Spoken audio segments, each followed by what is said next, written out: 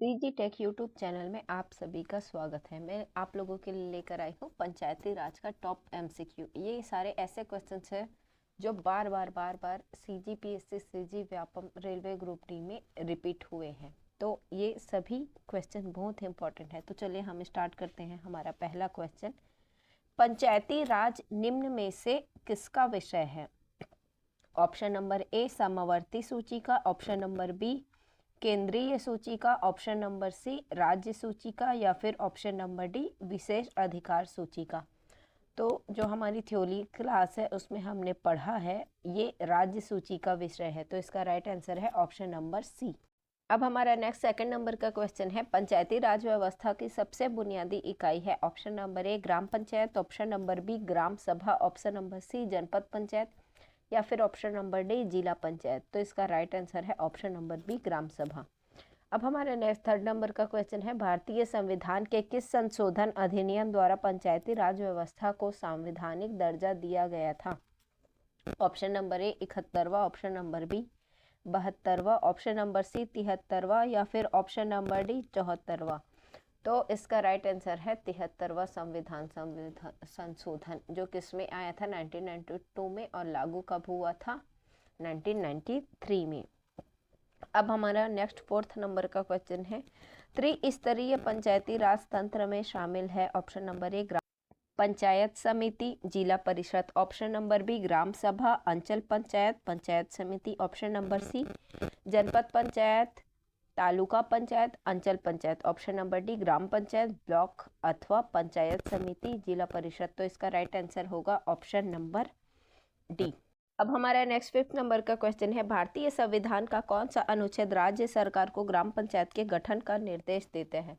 Option number ए अनुच्छेद 40, option number B अनुच्छेद 42, option number सी अनुच्छेद 32, ऑप्शन नंबर डी अनुच्छेद 50। तो इसका राइट आंसर है ऑप्शन नंबर ए अनुच्छेद 40। अब हमारा नेक्स्ट 6 नंबर का क्वेश्चन है, भारतीय संविधान के किस भाग में पंचायती राज से संबंधित प्रावधान है? ऑप्शन नंबर ए भाग 1, भाग 6, ऑप्शन नंबर बी भाग 7, ऑप्शन नंबर सी भाग 8, ऑप्शन नंबर डी भाग 9। तो इसका राइट आंसर है ऑप्शन नंबर डी भाग 9। अब हमारे 7th नंबर का क्वेश्चन है, पंचायती राज में ग्राम सभा की बैठक में कौन सी सूचना प्रस्तुत नहीं की जाती है? ऑप्शन नंबर ए वार्षिक लेखा विवरण, ऑप्शन नंबर बी विगत वर्ष का अंकेक्षण प्रतिवेदन, ऑप्शन नंबर सी पंचायत के कार्यों का विवरण, ऑप्शन नंबर डी पंच सरपंच के अचल संपत्ति का विवरण। तो इसमें क्या है, कौन से सूचना प्रस्तुत नहीं की जाती है? तो वार्षिक लेखा जोखा विवरण ये तो होगा ही, ये पूरे साल का लेखा जोखा है। अब ऑप्शन नंबर बी है विगत वर्ष का अंकेक्षण प्रतिवेदन, ये भी होता है। ऑप्शन नंबर सी पंचायत के कार्यों का विवरण, ये भी होता है। अब है ऑप्शन नंबर डी पंच सरपंच के अचल संपत्ति का विवरण, ये उसमें प्रस्तुत नहीं किया जाता। तो इसका राइट आंसर है ऑप्शन नंबर डी। अब हमारा 8 नंबर का क्वेश्चन है, ग्राम सभा की आपात बैठक की सूचना कितने दिन पूर्व देना अनिवार्य है? ऑप्शन नंबर ए 3 दिन पूर्व, ऑप्शन नंबर बी 7 दिन, ऑप्शन नंबर सी 15 दिन, ऑप्शन नंबर डी तत्काल। तो ये ऑप्शन नंबर सी और डी है, ये तो गलत है, क्योंकि कोई भी सूचना आपको तत्काल नहीं दी जा सकती और ना ही 15 दिन पूर्व किसी सूचना को दिया जाता है। 3 दिन पहले आपात की सूचना दी जाती है और 7 दिन पूर्व सामान्य बैठक की सूचना दी जाती है। तो इसका राइट आंसर है ऑप्शन नंबर ए, 3 दिन पूर्व आपात की सूचना दी जाती है। अब हमारा नेक्स्ट 9 नंबर का क्वेश्चन है, 73वें संविधान संशोधन द्वारा पंचायती राज को निम्न में से क्या प्रदान नहीं किया जाता? ऑप्शन नंबर ए पंचायती राज के निर्वाचित प्रतिनिधि मत देने हेतु अयोग्य होगा, ऑप्शन नंबर बी ग्रामीण स्थानीय निकायों में सभी स्तरों पर 30% सीटें महिलाओं के लिए आरक्षित रहेंगी, ऑप्शन नंबर सी पंचायती राज संस्थाओं का संसाधन हस्तांतरित करने के लिए राज्यों के द्वारा वित्त आयोग बनाया जाएगा, ऑप्शन नंबर डी यदि पंचायती राज के निकाय राज्य सरकार द्वारा भंग किए जाते हैं तो 6 महीनों में चुनाव कराना होगा। तो इसमें क्वेश्चन को ध्यान दीजिएगा, नहीं किया गया है। तो इसका राइट आंसर होगा ऑप्शन नंबर ए पंचायती राज के निर्वाचित प्रतिनिधि मत देने हेतु अयोग्य हो गए। वो मत देने हेतु अयोग्य क्यों होंगे, वो तो निर्वाचित प्रतिनिधि हैं। आप 18 वर्ष से कम के हैं तब आप मतदान करने के लिए अयोग्य होंगे। और दूसरा ऑप्शन है छत्तीसगढ़ में 30% महिला, तो छत्तीसगढ़ में 50% महिला जो है। अब हमारा नेक्स्ट 10th नंबर का क्वेश्चन है, राज्य सरकार पंचायतों को सहायता अनुदान किसकी सिफारिश पर निश्चित करती है? Option number A sarpanch, B ग्रामीण उद्योग, सी वित्त आयोग या फिर डी मंत्रिमंडल। तो इसका राइट आंसर है ऑप्शन नंबर सी वित्त आयोग। वित्त आयोग के द्वारा अनुदान राशि दी जाती है। अब हमारा नेक्स्ट 11th नंबर का क्वेश्चन है, यदि सरपंच का चुनाव लंबित है तो कौन सरपंच के रूप में कार्य करेगा? Option number A gram panchayat का वरिष्ठ पंच, बी सक्षम अधिकारी द्वारा नामित एक पंच, सी ग्राम पंचायत का एक महिला या अनुसूचित जनजाति का पंच या फिर डी तत्कालीन पंचों द्वारा निर्वाचित एक पंच। तो इसका राइट आंसर है ऑप्शन नंबर डी तत्कालीन पंचों द्वारा निर्वाचित एक पंच। अब हमारा 12th नंबर का क्वेश्चन है, पंचायती राज प्रदान करता है ए पिछड़े क्षेत्रों का कृषि विकास, बी देहाती क्षेत्रों को शिक्षा विकास, सी स्थानीय स्तर पर लोकतांत्रिक प्रशासन या फिर डी ग्रामीण स्थान पर उचित राजस्व का संचालन। तो इसका राइट आंसर है ऑप्शन नंबर सी स्थानीय स्तर पर लोकतांत्रिक प्रशासन। अब हमारा नेक्स्ट 13 नंबर का क्वेश्चन है, 73वें संविधान संशोधन अधिनियम द्वारा पंचायती राज को सौंपा गया विषय है ए कीमत नियंत्रण, बी परिवार कल्याण, सी निगम कर या फिर डी विवाह और विवाह विच्छेद। तो इसका ऑप्शन नंबर डी जो है वो तो एकदम गलत है, विवाह और विवाह विच्छेद। कहीं पर भी पंचायती राज विवाह और विवाह विच्छेद के कार्यक्रम में शामिल नहीं होता। तो इसका राइट आंसर है ऑप्शन नंबर बी परिवार कल्याण। अब हमारा नेक्स्ट 14 नंबर का क्वेश्चन है, 73वां संविधान संशोधन कब हुआ था? Option number A 24 April 1993, option number B 24 April 1994, option number C 1 मई 1993, ऑप्शन नंबर डी उपरोक्त में से कोई नहीं। तो इसका राइट आंसर है ऑप्शन नंबर ए 24 अप्रैल 1993 को 73वां संविधान संशोधन लागू किया गया था। अब हमारा नेक्स्ट 15 नंबर का क्वेश्चन है, 73वें संविधान संशोधन किस अधिनियम द्वारा जोड़ा गया था? ऑप्शन नंबर ए भाग 4 का, ऑप्शन नंबर बी भाग 9, ऑप्शन नंबर सी भाग 14 का, ऑप्शन नंबर डी 10वीं अनुसूची में। तो इसका राइट आंसर है ऑप्शन नंबर बी भाग 9 के द्वारा 73वां संविधान संशोधन अधिनियम में जोड़ा गया था।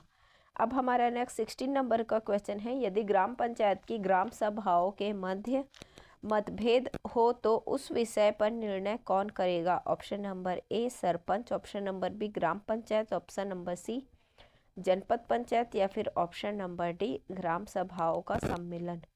तो इसका राइट आंसर है ऑप्शन नंबर डी ग्राम सभाओं का सम्मेलन। मतभेद होने पर ग्राम सभाओं का जो सम्मेलन होता है, सम्मेलन क्या होता है?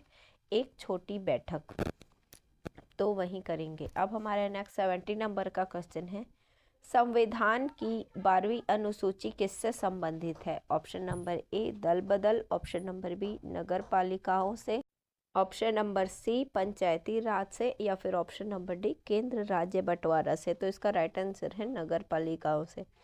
12वीं अनुसूची नगर पालिकाओं से है, दल बदल 10वीं अनुसूची से संबंधित है, पंचायती राज 11वीं अनुसूची में है और केंद्र राज्य बंटवारा ये 7वीं अनुसूची में है। अब हमारा 18 नंबर का क्वेश्चन है, निम्न में से क्या पंचायती राज से संबंधित है? ऑप्शन नंबर ए 60 आयोग, ऑप्शन नंबर बी नानावती आयोग, सी लिब्राहन आयोग या फिर option number D Balwant Rai Mehta. तो इसका राइट आंसर है option number D Balwant Rai Mehta. Balwant Rai Mehta समिति जो है वो पंचायती राज से संबंधित है। अब हमारा नेक्स्ट 90 नंबर का क्वेश्चन है, ग्राम पंचायतों के लिए संवैधानिक मंजूरी की आवश्यकता सर्वप्रथम किसे प्रतीत हुई? Option number A Ashok Mehta, B Balwant Rai Mehta समिति, सी LM सिंघवी समिति या फिर डी GV के राव समिति। तो इसका राइट आंसर है option number C LM Singhvi समिति। इसके बारे में हम लोग पढ़े हैं, इसी की सिफारिश पर से 1986 में संवैधानिक मंजूरी की आवश्यकता प्रतीत हुई थी। अब हमारा नेक्स्ट 20 नंबर का क्वेश्चन है, पेशा अधिनियम किस समिति की सिफारिश से लागू किया गया था?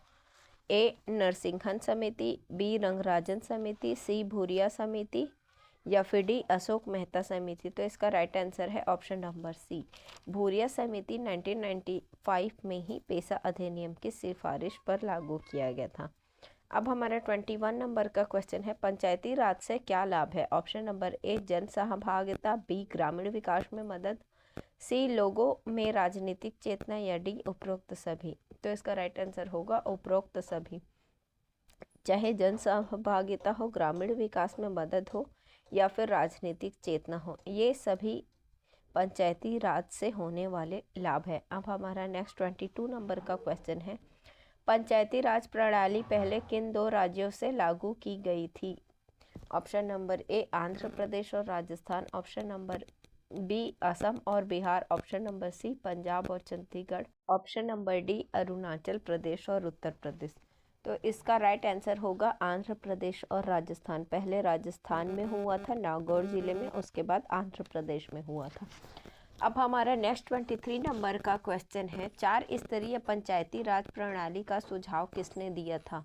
Option number A Balwant Rai Mehta समिति ने, option number B Ashok Mehta समिति ने, सी PVK राय समिति ने या फिर डी उपरोक्त में से कोई नहीं। तो इसका राइट आंसर होगा ऑप्शन नंबर सी, PVK राय समिति ने ही सुझाव दिया था। अब हमारा नेक्स्ट 24 नंबर का क्वेश्चन है, निम्न में से भारत में महिलाओं के लिए स्थान आरक्षित है? ऑप्शन नंबर ए पंचायती राज संस्थाओं में, ऑप्शन नंबर बी राज्य विधानसभाओं में, ऑप्शन नंबर सी मंत्रिमंडल में या फिर ऑप्शन नंबर डी लोकसभा में। तो महिलाओं के लिए स्थान तो सभी जगह आवश्यक है और निर्धारित है, पर यहाँ पर इसका राइट आंसर होगा ऑप्शन नंबर ए पंचायती राज संस्थाओं में। अब हमारा नेक्स्ट 25 नंबर का क्वेश्चन है, छत्तीसगढ़ में कितने स्तरीय पंचायती राज प्रणाली संचालित है? ऑप्शन नंबर ए 2 स्तरीय, बी 3 स्तरीय, सी 1 स्तरीय या फिर डी 4 स्तरीय। तो इसका राइट आंसर होगा 3 स्तरीय। छत्तीसगढ़ में 3 स्तरीय है, भारत में 4 स्तरीय है। तो छत्तीसगढ़ में है ग्राम, खंड और जिला। पहले होता है ग्राम पंचायत, उसके ऊपर जनपद पंचायत, उसके ऊपर जिला पंचायत। तो इसका राइट आंसर है ऑप्शन नंबर बी 3 स्तरीय। अब हमारे नेक्स्ट 26 नंबर का क्वेश्चन है, खंड और जिला पंचायतों की सीमा में परिवर्तन की अधिकारिता कौन जारी करता है? ए राज्यपाल, बी संभागीय आयुक्त, सी राज्य चुनाव आयोग या फिर डी कलेक्टर और जिला निर्वाचन अधिकारी। तो इसका राइट आंसर होगा ए ऑप्शन नंबर ए राज्यपाल। राज्यपाल जो है वो खंड और जिला पंचायतों में सीमा में परिवर्तन की अधिकारिता जारी करते हैं। अब हमारा नेक्स्ट 27 नंबर का क्वेश्चन है, 3 अभ्यर्थी सरपंच चुनाव लड़ रहे हों, तब मत पत्र में इनका नाम किस क्रम से मुद्रित किया जाएगा? ये बहुत ही अच्छा क्वेश्चन है। तो इसका देखिए, इसका जो डिटेल्स है वो है PS शुक्ला, महेश मीना और सोम वर्मा। तो देखिए इसमें जो PS है तो इसकी गणना नहीं किया जाएगा, उसके पीछे का जो हिंदी का जो देवनागरी लिपि से जो स्टार्ट होगा वहीं से होगा। तो इसका फर्स्ट में होगा बी महेश, क्योंकि माँ स के सरोता से पहले आता है तो माँ पहले होगा। उसके बाद होगा ए सा का सलजम स के सरोता से पहले आता है और उसके बाद होगा सी सोम वर्मा। तो इसका जो सही क्रम होगा वो होगा BAC। तो देखते हैं इसका सही ऑप्शन कौन से में दिया हुआ है। तो इसका राइट आंसर होगा ऑप्शन नंबर डी BAC। अब हमारा नेक्स्ट 28 नंबर का क्वेश्चन है, पंचायतें यदि समय से पहले भंग होती है तो कितने समय के भीतर उनका चुनाव होना अनिवार्य है? ऑप्शन नंबर ए 6 महीने के भीतर, ऑप्शन नंबर बी 1 वर्ष के भीतर, ऑप्शन नंबर सी 2 वर्ष के भीतर या फिर ऑप्शन नंबर डी 3 वर्ष के भीतर। तो इसका राइट आंसर है ऑप्शन नंबर ए 6 महीने के भीतर।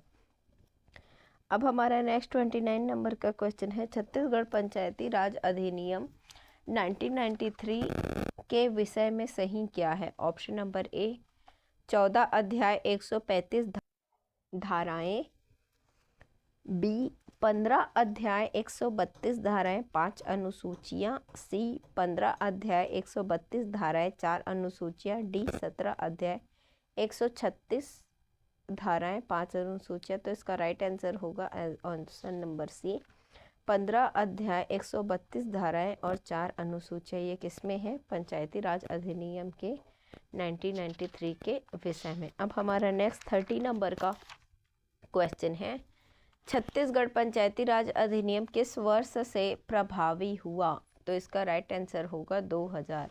1 नवंबर 2000 जो हुआ उसी से छत्तीसगढ़ पंचायती राज अधिनियम प्रभावी हुआ। अब हमारा 31 नंबर का क्वेश्चन है, ग्राम सभा की बैठक में कौन सी तिथि सही नहीं है? ऑप्शन नंबर ए 23 जनवरी, option number B 14 April, option number C 15 अगस्त या फिर ऑप्शन नंबर डी 20 अगस्त। तो इसका राइट आंसर होगा 15 अगस्त। 15 अगस्त इसलिए है क्योंकि 15 अगस्त कोई सी भी तिथि निर्धारित नहीं की गई है। 23 जनवरी है, 14 अप्रैल है, 20 अगस्त है। प्रत्येक 3 माह में और वर्ष में 6 बार यह बैठक होती है। 2 अक्टूबर को और जून नवंबर में कोई भी सुझाव हुई हो तो यह बैठक हो सकती है। अब हमारा नेक्स्ट 32 नंबर का क्वेश्चन है, 73वें संवैधानिक संशोधन अधिनियम के अनुसार पंचायती राज संस्थाओं का चुनाव लड़ने के लिए न्यूनतम आयु होनी चाहिए। तो इसका राइट आंसर तो आप सभी को पता होगा, पहले के थ्योरी क्लास में पता ही है, ये है 21 वर्ष। अब हमारा नेक्स्ट 33 नंबर का क्वेश्चन है, लोकतांत्रिक विकेंद्रीकरण का सुझाव किसने दिया था? ऑप्शन नंबर ए महात्मा गांधी द्वारा, बी विनोबा भावे द्वारा, सी जयप्रकाश नारायण द्वारा या फिर डी बलवंत राय मेहता द्वारा। तो इसका राइट आंसर होगा option number D Balwant Rai Mehta द्वारा लोकतांत्रिक विकेंद्रीकरण का सुझाव दिया गया था। अब हमारा नेक्स्ट 34 नंबर का क्वेश्चन है, 73वें संविधान संशोधन अधिनियम में कौन सा प्रावधान नहीं किया गया है? ए विषयों की एक अलग सूची, बी अलग से एक मंत्रालय, सी इन संस्थाओं के संवैधानिक स्थिति, डी महिलाओं के लिए 1/3 आरक्षण। तो देखिए इसका राइट आंसर होगा ऑप्शन नंबर बी अलग से एक मंत्रालय। अलग से एक मंत्रालय इसमें इसलिए नहीं दिया गया है क्योंकि ये 73वें संविधान संशोधन तो ये पंचायती राज में आता है, इसीलिए। अब हमारा नेक्स्ट 35 नंबर का क्वेश्चन है, भारत में लोकतांत्रिक विकेंद्रीकरण की योजना का शुभारंभ कब किया गया? ए 15 अगस्त 1959, बी 2 अक्टूबर 1959, सी 14 नवंबर 1952, डी 15 दिसंबर 1959। का राइट आंसर है ऑप्शन नंबर बी 2 अक्टूबर 1959।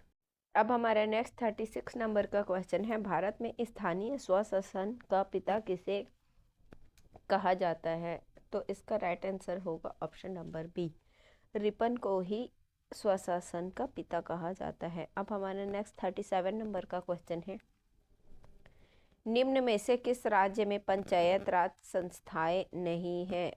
तो इसका राइट आंसर होगा option number D Nagaland. Nagaland में पंचायत राज संस्थाएं नहीं है। बाकी जो 3 ऑप्शन हैं बिहार, केरल और त्रिपुरा, इन सब में पंचायत राज की संस्थाएं हैं। अब हमारा नेक्स्ट 38 नंबर का क्वेश्चन है, ग्राम स्वराज की अवधारणा का सर्जन किसने किया था? Option A Jayaprakash Narayan, B Mahatma Gandhi, C Vinoba Bhave या फिर डी दयानंद सरस्वती। तो इसका राइट आंसर है option number B Mahatma Gandhi. अब 39 नंबर का क्वेश्चन है, पंचायतों तथा नगर पालिकाओं से संबंधित निर्वाचन संपन्न कराने का दायित्व किसका है? ऑप्शन नंबर ए निर्वाचन आयोग, बी राज्य निर्वाचन आयोग, सी पंचायत निर्वाचन आयोग या फिर डी उपयुक्त सभी। तो इसका राइट आंसर होगा ऑप्शन नंबर बी राज्य निर्वाचन आयोग। राज्य निर्वाचन आयोग ही है वो चुनाव कराता है। अब हमारा नेक्स्ट 40 नंबर का क्वेश्चन है, ग्राम पंचायत के कार्यों का सामाजिक अंकेक्षण कौन करता है? ए ग्राम सभा, बी जिला पंचायत, सी जनपद पंचायत, डी कलेक्टर। तो इसका राइट आंसर होगा ऑप्शन नंबर ए ग्राम सभा। अब हमारा 41 नंबर का क्वेश्चन है, निम्न कथनों में से क्या सही है? ऑप्शन नंबर ए कथन एक ग्राम पंचायत में एक से अधिक ग्राम हो सकते हैं। दूसरा, ग्राम सभा की बैठक प्रत्येक ग्राम में होती है।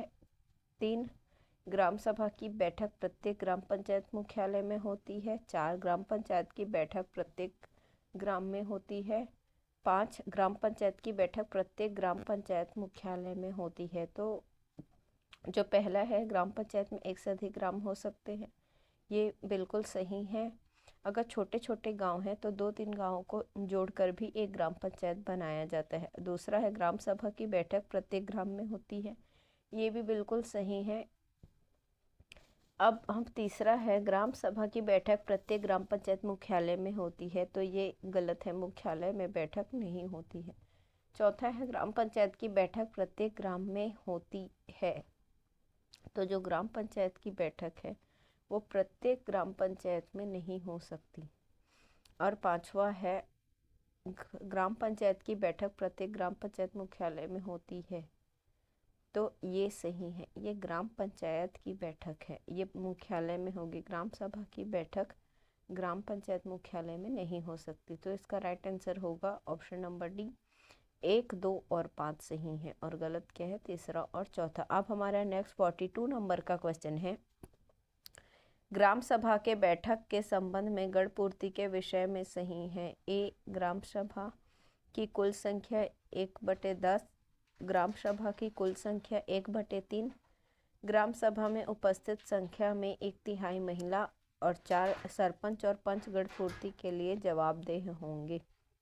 तो पहला, तीसरा और चौथा सही है, तो इसका राइट आंसर होगा ऑप्शन नंबर बी 1, 3 और 4। अब हमारा 43 नंबर का क्वेश्चन है, छत्तीसगढ़ में ग्राम न्यायालय की कार्यवाही एवं अभिलेख किस भाषा में रखा जाता है। ए, हिंदी, बी, छत्तीसगढ़ी, सी, अंग्रेजी या फिर डी, उपरोक्त सभी। तो छत्तीसगढ़ में हो या भारत में हो, न्यायालय की कार्यवाही का जो भाषा होता है वो हमेशा हिंदी ही होता है। अब हमारे नेक्स्ट 44 नंबर का क्वेश्चन है, निम्न में से सही नहीं है। ए, ग्राम पंचायत का कार्यकाल 5 वर्ष का होता है। बी, अवधि की गणना परिणामों की घोषणा की तिथि से होती है। 3, अवधि की गणना ग्राम पंचायत के प्रथम सम्मेलन की तिथि से होती है। और 4, अवधि की गणना ग्राम पंचायत के गठन की अधिसूचना से होती है। तो इसमें जो तीसरा और चौथा है वो गलत है। अवधि की गणना ग्राम पंचायत के प्रथम सम्मेलन की तिथि से होती है। सम्मेलन यानी कि छोटा सा गठन होता है, तो ये गलत है। और अवधि की गणना ग्राम पंचायत के गठन की अधिसूचना से भी नहीं होती, तो इसका राइट आंसर होगा ऑप्शन नंबर सी 3 और 4।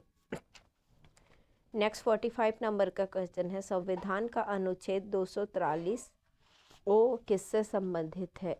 ए, नगर पालिकाओं की रचना से, बी, नगर पालिकाओं के संविधान से, सी, नगर पालिकाओं में सीटों के आरक्षण से, डी, पंचायत चुनावी मामलों में अदालतों द्वारा हस्तक्षेप करने के लिए बाध्य। तो इसका राइट आंसर है ऑप्शन नंबर ए, नगर पालिकाओं की रचना से। अब हमारा नेक्स्ट 46 नंबर का क्वेश्चन है, भारत के संविधान के किस अनुच्छेद में पंचायतों के चुनाव के लिए प्रावधान है। ऑप्शन नंबर ए, अनुच्छेद 243 ई, ऑप्शन नंबर बी 243 आई, ऑप्शन नंबर सी अनुच्छेद 243 सी, या फिर ऑप्शन नंबर डी अनुच्छेद 243 ए। तो इसका राइट आंसर है अनुच्छेद 243 आई। यह निर्वाचन के लिए होता है। ऑप्शन नंबर ए का जो है 243 ये कार्यकाल के लिए होता है, 243 सी पंचायत की संरचना के लिए होता है और 243 ए ग्राम सभा के लिए होता है। 47 नंबर का क्वेश्चन है, जनपद पंचायतों के बारे में निम्नलिखित में से कौन सा कथन सही नहीं है। ऑप्शन नंबर ए, 5000 की आबादी के लिए जनपद पंचायत होगा। ऑप्शन नंबर बी, 12,500 की आबादी के लिए एक जनपद पंचायत होंगे। ऑप्शन नंबर सी, प्रत्येक जनपद पंचायत में अधिकतम 25 सदस्य होंगे। या फिर डी, प्रत्येक जनपद पंचायत में न्यूनतम 10 सदस्य होंगे। तो इसका राइट आंसर होगा ऑप्शन नंबर बी, 12,500 की आबादी के लिए एक जनपद पंचायत होगा, जो कि गलत है। 1000 में एक ग्राम पंचायत होता है, 5000 में एक जनपद पंचायत होता है और 50,000 में एक जिला पंचायत होता है। अब हमारा नेक्स्ट 48 नंबर का क्वेश्चन है, पंचायत चुनाव लड़ने के लिए उम्मीदवारों की जमानत राशि के विषय में सही क्या है? एक है पंच उम्मीदवार के लिए 50 रुपये, दूसरा है पंच महिला उम्मीदवार के लिए 25 रुपये, तीसरा है सरपंच के लिए 1000 रुपये, चौथा है सरपंच अनुसूची जनजाति उम्मीदवार के लिए 300, जो कि गलत है, यह 500 है। पांचवा है जनपद पंचायत सदस्य उम्मीदवार के लिए 2000, ये भी सही है। अब छठवा है जनपद पंचायत सदस्य आरक्षित उम्मीदवार के लिए 800 रुपये, जो कि गलत है। और सातवां है जिला पंचायत सदस्य उम्मीदवार के लिए 4000 रुपये, ये भी सही है। आठवां है जिला पंचायत सदस्य आरक्षित उम्मीदवार के लिए 500 रुपये। तो इसका राइट आंसर होगा ऑप्शन नंबर सी, 1, 3, 5 और 7। इसमें जो सही दिया हुआ है उसके लिए तो इसमें जो 1 है, 3, 5 और 7 यही है जो सही है ऑप्शंस के हिसाब से। अब हमारा 49 नंबर का क्वेश्चन है, पंचायतें यदि समय से पहले भंग हो जाती हैं तो कितने समय के भीतर उनका चुनाव होना अनिवार्य है? तो इसका राइट आंसर 6 महीने के भीतर में होगा। अब हमारा 50 नंबर का क्वेश्चन है, प्रत्यय जिसे डायरेक्ट चुनाव भी कहा जाता है, निर्वाचन के संदर्भ में क्या सम्मिलित है? पहला सरपंच, दूसरा उप सरपंच, तीसरा पंच, चौथा जनपद पंचायत सदस्य, पांचवा जनपद पंचायत के अध्यक्ष, छठवा जनपद पंचायत के उपाध्यक्ष। तो सरपंच, पंच और जनपद पंचायत के सदस्य जो होते हैं वो प्रत्यक्ष चुनाव से चुने जाते हैं। तो इसका राइट आंसर होगा ऑप्शन नंबर सी, 1, 3, 4 और 7। अब हमारा 51 नंबर का क्वेश्चन है, पंचायतों के चुनाव का अधीक्षण, निर्देशन और नियंत्रण राज्य निर्वाचन आयोग संविधान के किस अनुच्छेद के अंतर्गत करती है? इसका राइट आंसर है ऑप्शन नंबर ए, अनुच्छेद 243 इसी के तहत यह सब कुछ होता है। अब हमारा नेक्स्ट 52 नंबर का क्वेश्चन है, यदि ग्राम पंचायत के ग्राम सभाओं के मध्य मतभेद हो जाता है तो इसका हल कैसे निकाला जाता है? ए सरपंच द्वारा, बी राज्य सरकार द्वारा, सी ग्राम सभाओं के संयुक्त बैठक द्वारा या फिर डी जनपद पंचायत के अध्यक्ष द्वारा। तो इसका राइट ऑप्शन होगा ऑप्शन नंबर सी, ग्राम सभाओं की संयुक्त बैठक के बहुमत द्वारा। अब क्वेश्चन है, पेसा एक्ट 1996 भारतीय संविधान के किस अनुसूची से संबंधित है? ऑप्शन नंबर ए अनुसूची 1 और 2, बी अनुसूची 4 और 3, सी अनुसूची 5 और 6 या फिर डी अनुसूची 11 और 12। तो इसका राइट आंसर होगा ऑप्शन नंबर डी, अनुसूची 5 और 6। अब हमारा 54 नंबर का क्वेश्चन है, 11वीं अनुसूची में अनुच्छेद 243 जी के अंतर्गत कितने विषयों को सम्मिलित किया गया है? ए 11, बी 18, सी 26 या फिर डी 29। तो इसका राइट आंसर है ऑप्शन नंबर डी, 29 विषयों को शामिल किया गया है, जो कि 11 अनुच्छेद है। अब हमारा नेक्स्ट 55 नंबर का क्वेश्चन है, बलवंत राय मेहता की सिफारिश पर पंडित जवाहरलाल नेहरू द्वारा किस राज्य में सर्वप्रथम पंचायती राज संस्थाओं की स्थापना की गई थी? Option number A Madhya Pradesh, B Gujarat, C Rajasthan या फिर डी पंजाब। तो इसका राइट आंसर होगा option number C, Rajasthan. Rajasthan के नागौर जिले में ही गई थी। अब बाकी के नेक्स्ट क्वेश्चंस हम नेक्स्ट वीडियो में देखेंगे।